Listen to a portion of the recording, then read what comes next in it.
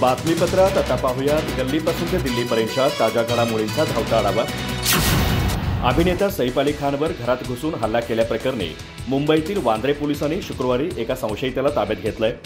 Police संशयिताची सुमारे 3 तासांपासून चौकशी करत आहेत। या प्रकरणात गुरुवारी एका संशयिताचे सीसीटीव्ही फुटेज देखील समोर आले, जो 15 जानेवारी रोजी पहाटे 2:30 वाजता सैफच्या घरात दिसला होता। यानंतर आणखी एक सीसीटीव्ही फुटेज समोर आले आहे, ज्यामध्ये वांद्रे रेल्वे स्थानकाजवळ एक संशयित दिसला। दोन्ही संशयित एकच आहेत की नाही हे अद्याप स्पष्ट झालेले नाही। सैफच्या प्रकृतीबाबत एक आरोग्य बुलेटिन जारी करण्यात आलं आहे। रुग्णालयाचे प्रमुख न्यूरोसर्जन डॉक्टर नितीन डांगे आणि सीईओ डॉक्टर नीरज उत्माने यांनी सांगितलं की सैफला आयसीयू वॉर्डमधून एका खासगी खोलीत हलवण्यात आलं आहे। सध्या सैफ पूर्णपणे धोक्याबाहेर आहे। डॉक्टर उत्माने म्हणाले की सैफ स्ट्रेचरशिवाय स्वतःहून रुग्णालयात गेला, त्यावेळी तैमूरही त्याच्यासोबत होता। चाकूच्या हल्ल्यामुळे अभिनेत्याच्या पाठीच्या कण्याला 2 मिलीमीटर नुकसान झाल्याचं डॉक्टरांनी सांगितलं। चाकूचा तुकडा काढून टाकला आहे। 15 जानेवारी रोजी पहाटे 2:30 वाजता सैफवर त्याच्या घरात हल्ला झाला होता। हल्लेखोरांच्या शोधासाठी वांद्रे पोलीस स्टेशनने 10 पथके तयार केली आहेत। या प्रकरणाच्या तपासासाठी गुन्हे शाखेने पथकेही तयार केली आहेत। गुन्हे शाखाही तपासासाठी सैफच्या घरी पोहोचली आहे। एन्काउंटर स्पेशलिस्ट दया नायक देखील संघाचा भाग आहेत। सैफ अली खानची पत्नी करीना कपूरने रात्री 9 वाजता सोशल मीडियावर लिहिलं, आमच्या कुटुंबासाठी हा एक आव्हानात्मक दिवस आहे। आम्ही ही घटना समजून घेण्याचा प्रयत्न करत आहोत। या कठीण काळात मी मीडिया आणि पत्रकारांना अटकाळ आणि कव्हरेज टाळण्याची विनंती करते। तथापि आम्ही तुमची काळजी आणि मदतीची प्रशंसा करतो। सतत तपास करणे आणि सतत पाठलाग करणे यामुळे आमच्या सुरक्षेला मोठा धोका निर्माण होतो। मी तुम्हाला विनंती करते की तुम्ही आमच्या सीमांचा आदर करा, आम्हाला स्पेस द्या, जेणेकरून आम्ही या कठीण वेळेला तोंड देऊ शकू। सरपंच संतोष देशमुख हत्याकांडामुळे चर्चेत आलेला आवादा एनर्जी कंपनीच्या एका कामगाराचा मृतदेह केज शहरात रस्त्यावर आढळल्याने बीडमध्ये एकच खळबळ माजली आहे। या कामगाराच्या मृत्यूचं कारण अद्याप स्पष्ट झालेलं नाही, पण ही कंपनी वाल्मिक कराडला अटक करण्यात आलेल्या खंडणी प्रकरणाशी संबंधित असल्यामुळे त्याकडे संशयानं पाहिलं जात आहे। या संबंधीच्या माहितीनुसार रजपाल हमीद मसीह असे मृत कामगाराचं नाव आहे। तो पंजाबच्या गुरुदासपूर येथील रहिवासी होता। त्याचा मृतदेह शुक्रवारी सकाळी केज शहरातील अंबेजोगाई रोडवर असणाऱ्या चांदणी बारपुढे रस्त्यात पडलेल्या स्थितीत आढळून आला। पोलिसांनी हा मृतदेह ताब्यात घेऊन शवविच्छेदनासाठी पाठवला आहे। सदर कामगाराचा मृत्यू नेमका कोणत्या कारणामुळे झाला हे अद्याप स्पष्ट झालेलं नाही, पण पोलीस या घटनेचा सर्वच अंगाने तपास करत आहेत। रजपाल हमीद मसीह हा केज तालुक्यात कार्यरत असणाऱ्या आवादा एनर्जी नामक पवन ऊर्जा कंपनीत काम करत होता। मंत्री धनंजय मुंडे यांचे निकटवर्तीय वाल्मिक कराडवर याच कंपनीकडून 2 कोटींची खंडणी मागितल्याचा आरोप आहे। या खंडणीसाठी 6 डिसेंबर 2024 रोजी सुदर्शन घुले आपल्या साथीदारांसह मसाजोगमध्ये या कंपनीच्या सुरू असलेल्या कामाच्या ठिकाणी आला होता। त्यावेळी त्यांचा सरपंच संतोष देशमुख यांच्याशी वाद झाला होता।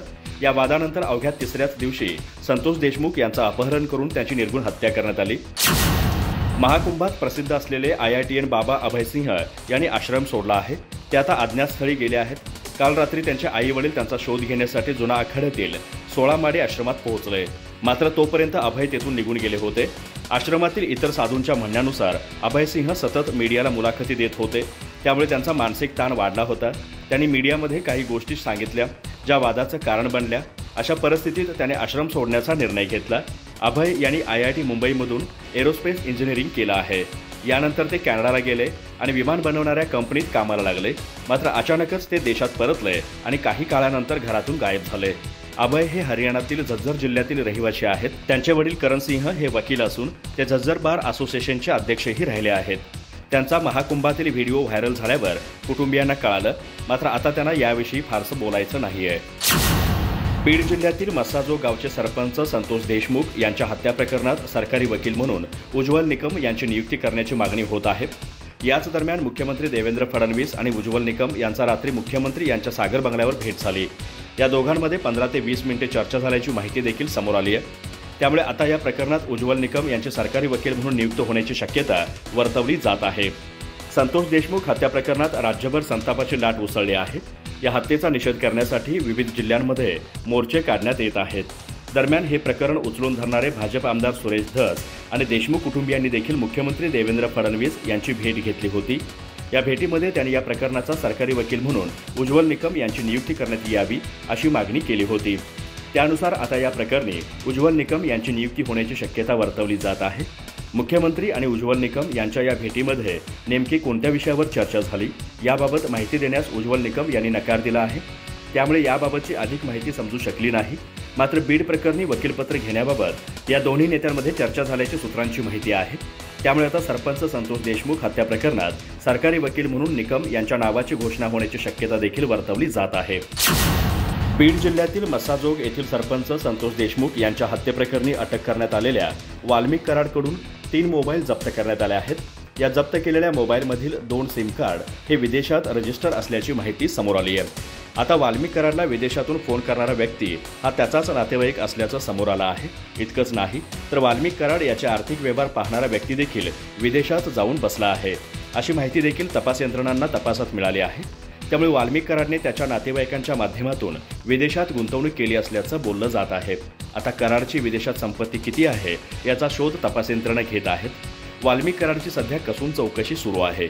चौकशीत अनेक धक्कादायक बाबी समोर येत आहेत। यातच वाल्मिक कराड याचे मोबाईल नंबर हे विदेशात रजिस्टर असल्याची माहिती समोर आली आहे।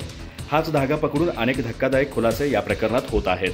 वाल्मिक कराडची विदेशात संपत्ती आहे का या दृष्टीने अधिक तपास यंत्रणांच्या माध्यमातून केला जात आहे। वाल्मिक कराड याच्यावर मकोका लावल्यानंतर त्याला बुधवारी पुन्हा एकदा न्यायालयात हजर करण्यात आलं होतं। त्याला या प्रकरणात 7 दिवसांची पोलीस कोठडी सुनावण्यात आली आहे। या 7 दिवसात SIT टीमच्या वतीने अधिकचा तपास करण्यात येत आहे। या प्रकरणातील फरार असलेला आरोपी कृष्णा आंधळे याचा तपास घेण्यासाठी देखील पोलिसांना वाल्मिक कराडच्या माध्यमातून मदत मिळणार आहे। या प्रकरणी कृष्णा आंधळे आणि वाल्मिक कराड या दोघांमधील असलेले कनेक्शन आणि CDR तपासणी करण्याचा युक्तिवाद अधिकाऱ्यांनी न्यायालयात केला होता। त्यानुसार न्यायालयाने त्यांना 7 दिवसांची पोलीस कोठडी दिली आहे। राज्यातील स्थानिक स्वराज्य संस्थांच्या निवडणुका या आगामी 2 ते 3 महिन्यात होण्याची शक्यता वर्तवली जात आहे। मुख्यमंत्री देवेंद्र फडणवीस यांनी स्वतः याबाबतचे संकेत दिले होते। याच पार्श्वभूमीवर सर्वच राजकीय पक्षांनी निवडणुकीची तयारी सुरू केली आहे। या निवडणुकीच्या पार्श्वभूमीवर विधानसभा निवडणुकीत शरदचंद्र पवार राष्ट्रवादी काँग्रेस पक्षाने अजित पवार यांना पिंपरी चिंचवडमध्ये धक्के दिले होते। त्या धक्क्यांची परतफेड करण्याची तयारी अजित पवार यांच्या पक्षाकडून सुरू आहे। पिंपरी चिंचवडमधील अनेक प्रमुख पदाधिकारी पुन्हा अजित पवार यांच्यासोबत राष्ट्रवादी काँग्रेस पक्षात प्रवेश करणार असल्याचा दावा केला जात आहे। विधानसभा निवडणुकीत शरदचंद्र पवार राष्ट्रवादी काँग्रेस पक्षाचा प्रचार करणाऱ्या पिंपरी चिंचवड आणि भोसरी परिसरातील पदाधिकारी आता पुन्हा एकदा अजित पवार यांच्या पक्षाचा झेंडा हाती घेणार असल्याचं जाहीर केलं आहे। भोसरी विधानसभा मतदारसंघातून तुतारीचा प्रचार केलेल्या विलास लांडे हे आगामी महानगरपालिका निवडणुकीत अजित पवार यांच्या पक्षाचा प्रचार करणार आहेत। तर अजित गव्हाणे हे देखील आपल्या 20 माजी नगरसेवकांसह पुन्हा एकदा घड्याळ हातात बांधणार आहेत। या संदर्भात अजित पवार आणि अजित गव्हाणे यांचं फोनवर बोलणं देखील झालं असल्याचा दावा विलास लांडे यांनी केला। त्यामुळे आगामी महानगरपालिका निवडणुकीपूर्वीच अजित पवार हे आपला बालेकिल्ला पुन्हा एकदा मजबूत करण्यासाठी सरसावले असल्याचं पाहायला मिळत आहे। या संदर्भात विलास लांडे यांनी एका वृत्तवाहिनीला दिलेल्या माहितीमध्ये अजित पवार यांच्या राष्ट्रवादी काँग्रेस पक्षाचा प्रचार करणार असल्याचं सूचित केलं आहे। यामध्ये त्यांनी महानगरपालिकेमध्ये 1992 पासून अजित पवार यांनी लक्ष घातलं असून तेव्हापासून शहराचा चेहरामोहरा बदलला असल्याचं त्यांनी म्हटलं। या परिसराचा विकास हा केवळ अजित पवार यांच्यामुळेच झाला असल्याचं देखील विलास लांडे यांनी म्हटलं आहे। अजित पवार यांच्या माध्यमातून या परिसरामध्ये मोठ्या प्रमाणात काम झालं असल्याचा दावा देखील लांडे यांनी केला आहे। बीड जिल्ह्यातील सरपंच संतोष देशमुख हत्या प्रकरणात स्थापन करण्यात आलेल्या SIT मधील पोलीस अधिकाऱ्यांचे वाल्मिक कराड सोबत असलेले संबंध समोर आल्यानंतर ते अधिकारी बदलण्यात आले होते। त्यानंतर आता या प्रकरणाचा तपास करणाऱ्या CID पथकामध्ये देखील बदल करण्यात आले आहेत। या प्रकरणातील तपास अधिकारी अनिल गुजर यांच्याकडील तपास आता किरण पाटील यांच्याकडे सोपवण्यात आला आहे। त्यामुळे आता या प्रकरणाकडे सर्वांचंच लक्ष लागलं आहे। संतोष देशमुख हत्या प्रकरणात वाल्मिक कराड याच्यावर खंडणीचा गुन्हा दाखल करण्यात आला होता। त्यानंतर आता वाल्मिक कराडला मकोका अंतर्गत ताब्यात घेण्यात आला आहे। त्यामुळे या प्रकरणाचा तपास अधिक वेगाने होईल अशी शक्यता वर्तवली जात आहे। मात्र या तपासात स्थापन करण्यात आलेल्या SIT पथकात सरकारला बदल करावा लागला होता। त्यानंतर आता CID पथकामध्ये देखील बदल करण्यात आला आहे। त्यामुळे हा बदल नेमका का करण्यात आला याबाबत उलटसुलट चर्चा सुरू आहेत। आवादा कंपनीकडे मागितलेल्या खंडणीत अडथळा ठरल्याने संतोष देशमुख यांची हत्या करण्यात आल्याचं CIDने म्हटलं आहे। आरोपींनी वारंवार आवादा कंपनीकडे खंडणी मागितली पण कंपनीने दिली नाही। सुदर्शन घुले, वाल्मिक कराड आणि विष्णू चाटे यांनी आवादा कंपनीच्या अधिकाऱ्यांना धमकावूनही कंपनीने त्यांना खंडणी दिली नव्हती। आवादा कंपनीची बाजू घेत संतोष देशमुख यांनी सुदर्शन घुलेला आव्हान दिलं होतं। खंडणीला अडथळा ठरले म्हणून वाल्मिक कराड आणि इतर आरोपींनी संतोष देशमुखांची हत्या केली असा दावा CIDने आणि SITने कोर्टात केला आहे।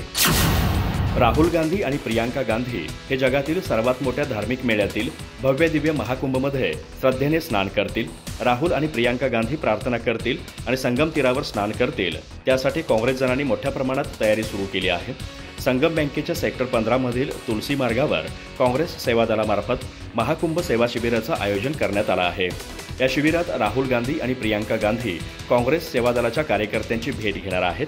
महाकुंभात सेवा दलातर्फे होत असलेल्या सामाजिक आणि धार्मिक कार्याचीही माहिती मिळणार आहे. येथे ब्लँकेट आणि इतर वस्तूंचं वाटप भाविक आणि कल्पवासियांना केलं जाणार आहे. राहुल आणि प्रियांका गांधी यांच्या आगमनाची तारीख आणि वेळ अद्याप निश्चित झाली नसली तरी ते 5 ते 10 फेब्रुवारी दरम्यान संगम स्नानासाठी येऊ शकतात, असं काँग्रेस नेत्यांचं म्हणणं आहे.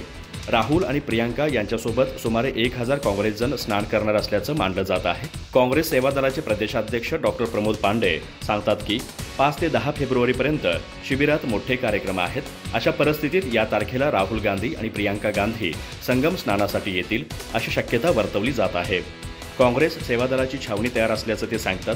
भाविकांना सातत्याने मदत केली जात आहे. राहुल गांधी आणि प्रियांका गांधी यांनी संगतीत यावे आणि स्नान करून काँग्रेस सेवा शिबिरात सहभागी व्हावं अशी प्रत्येकाची इच्छा आहे.